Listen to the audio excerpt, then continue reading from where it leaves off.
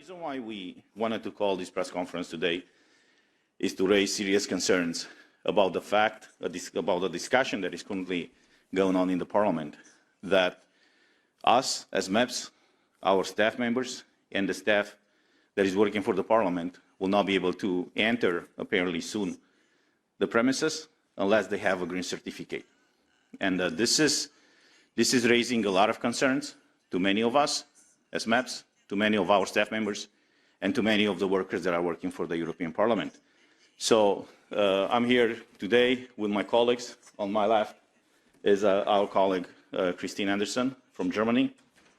Further to the left, our colleague Francesca Donato from Italy, and to my right, my colleague Ivan Sinčić from Croatia. We are from different political groups. We have other members from the left to the right spectrum of the political groups that are all concerned about this problem, about this issue, that the basic fundamental rights of us, of our assistants, I say, of the staff members, and nevertheless of the European citizens are deeply under threat right now. And before I go any further, I would say what I personally have to say. I want to introduce my colleague, Christine Anderson. I know she had different positions, tough positions on this issue, and I would like her to express them. Thank you. Ja, vielen Dank. Thank you very much. The main problem, in my view, in connection with this COVID crisis is that civic rights are being increasingly curtailed, and it's not clear why citizens would go along with this. One of the reasons might be, and this is one of the disadvantages of free democratic societies, that you always reach a point at which you believe that democracy and the rule of law and freedom are somehow God-given, that they've always been there and that they will survive. Whereas in actual fact, these are rights that have to be battled for, and that is why we have to do more to fight for this right to freedom, and that is why these fundamental principles which are anchored in the basic law, in the constitution in Germany, should not be viewed as privileges which are given by the government and can then be withdrawn. And I am unequivocal about the fact that I am not fearful of COVID at all. What I am worried about are the kinds of governments which exploit this crisis in order to curb civic freedoms and to grant certain privileges or not, as the case may be. What we stand for in Europe is freedom, democracy, and the rule of law. And there can be no reason for those rights being curtailed by governments. That is the real problem here. That is a problem we need to deal with. Make it clear to the people of Europe that they should not tolerate this for a moment longer. Thank you. Francesca? Thank you very much to you all. It's very important for me to be here today. I think that all that my colleague Christine has said is really important. We have a really terrible situation in Europe today because, as she said, human rights are not respected. We have the European Charter of Human Rights, which has the full value of a treaty and should be taken into account by all national governments while writing their laws. But in fact, it's obliterated today because fundamental human rights, such as human right to individual freedom, to employment, equality, education, health, free expression of thought, are seriously violated. And all over Europe, peaceful protests are violently repressed. So we had in Europe, the European Union and the European Parliament introduced a COVID certificate just to facilitate movement between member states and with the purpose to avoid any discrimination against not vaccinated people. But whereas the Italian government and other national governments in Europe have introduced a compulsory COVID certificate for every social activity, such as entering public premises or traveling inside the countries, or for, in Italy, just also employment, university education, and so on. They just make a big discrimination between vaccinated people and unvaccinated, because we have the introduction of an absolute presumption of infectivity for non-vaccinated people and of non-infectivity for vaccinated people that are both scientifically unfounded. And so we are forcing citizens to receive invasive and risky health treatment, because the informed consent that citizens are obliged to sign to receive the vaccines is not free. It's a constrained consent. So even when people have medical contraindications for receiving vaccines, they are obliged to do that. They are forced to do it because they would lose the job, would lose their fundamental rights if they don't. And when these people have adverse effects, even very severe adverse effects, they don't receive any free assistance. Even the reports of adverse effects are very rare. So the data of adverse effects that we can read on papers are just underestimated. So we have a medical issue which has turned into a democratic issue. We must today, I think, all stand for the defense of human rights in Europe. And we must do it all together, and we must do it now. We can't wait any longer, because a lot of people are suffering, are losing their jobs. A lot of families are losing their right to have money to live. And this involves not only national citizens, such as Italians or French people, but also foreign ones who work and live in other countries in the European Union, where the right of establishment for workers and the right of circulation is one of the founding rights of the European unity and the European Union. So I call for stopping violently repressing demonstrators, just listening to demands from people, and let's give back to people their right to live a full life with all the human rights, without any more distinction between vaccinated and unvaccinated people. Let's treat everybody as human beings, as our Chart of Human Rights obliges us to do. Thank you. Thank you, Francesca. Ivan, you have the floor. Thank you very much. Thank you all for coming. I'm Ivan Vilibar Sinčić, member of the ENVI Committee, Environment, Public Health and Food Safety.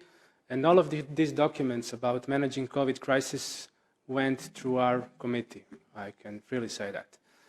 And I must say that it is really sad to see our freedoms, rights and rule of law endangered in Europe today.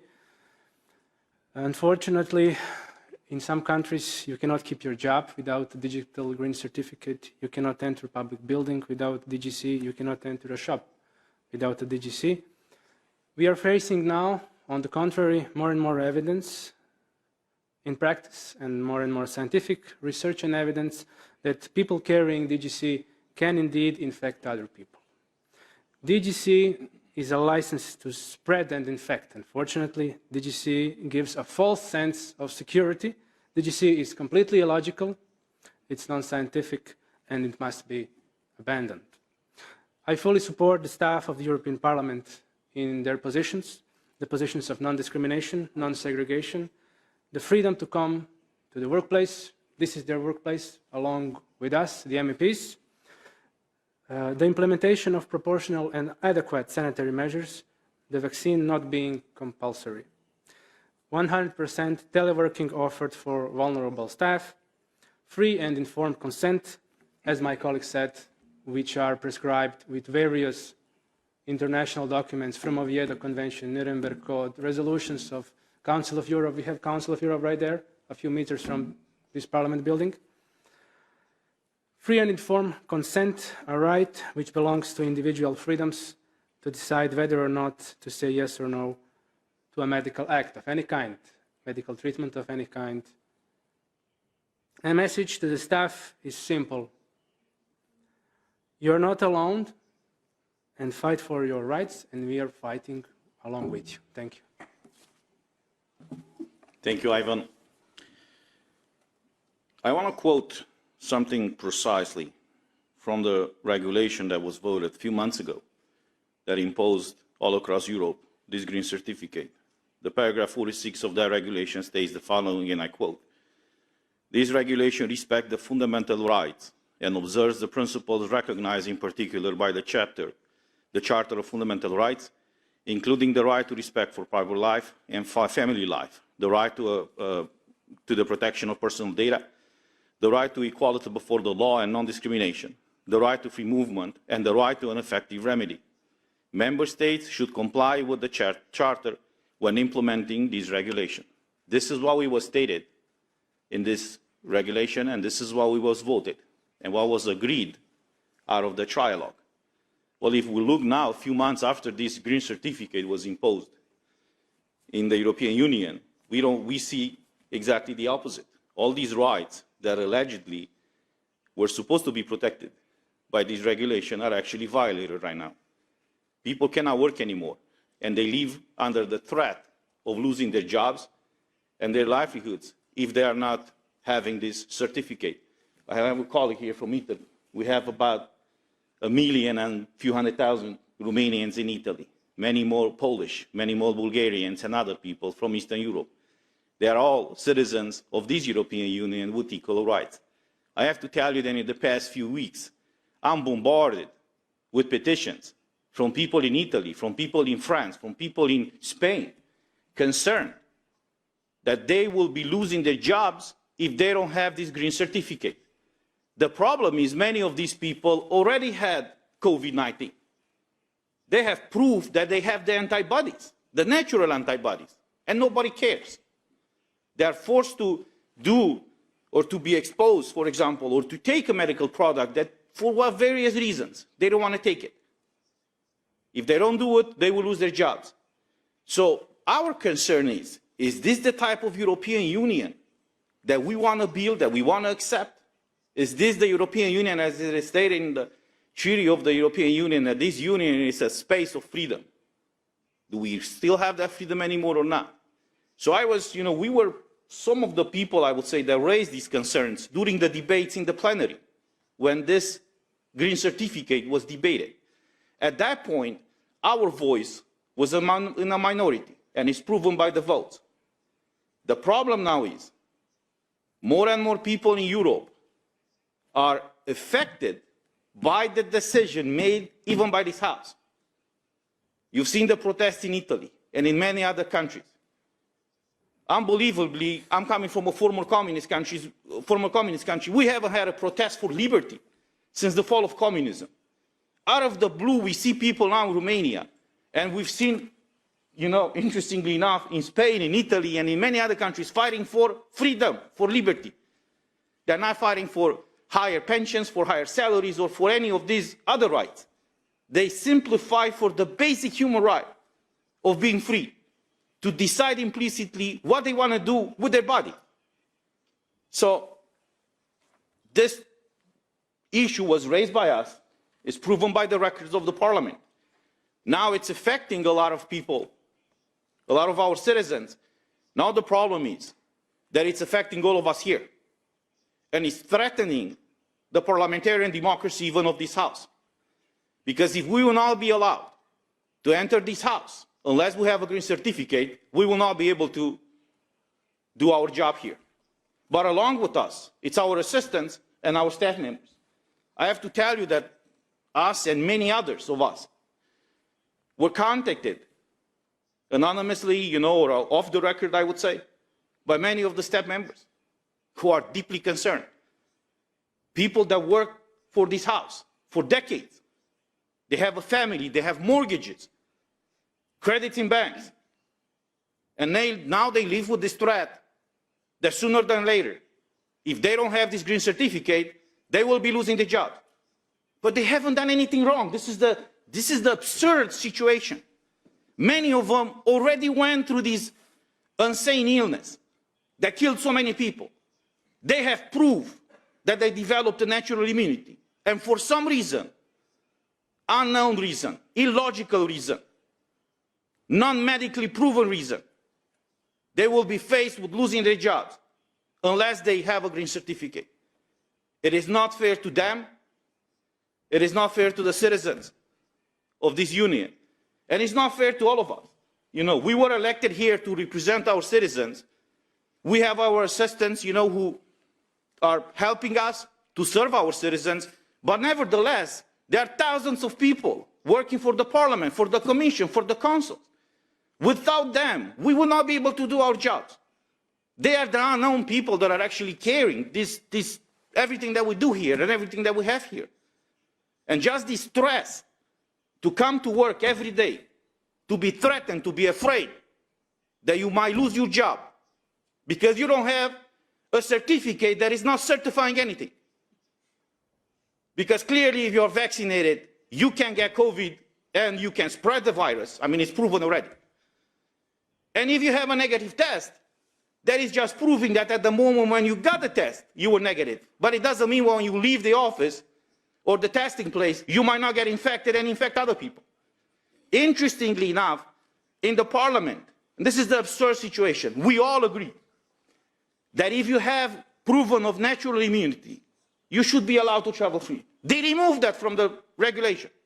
So now, healthy people cannot exercise their basic fundamental right. So an idea or a regulation that started with the idea in mind to facilitate freedom of movement, now it's a tool, I would say, used to condition your right to work, your right to eat, your right to travel, your right to personal life, and many other things. So the reason why we had this press conference is to express through our voices the concerns of us, the concerns of our staff members, and nevertheless the concerns of hundreds and maybe thousands of people that are working in the Parliament, in the Council, and many other European institutions. We are here for you, and we will fight for you.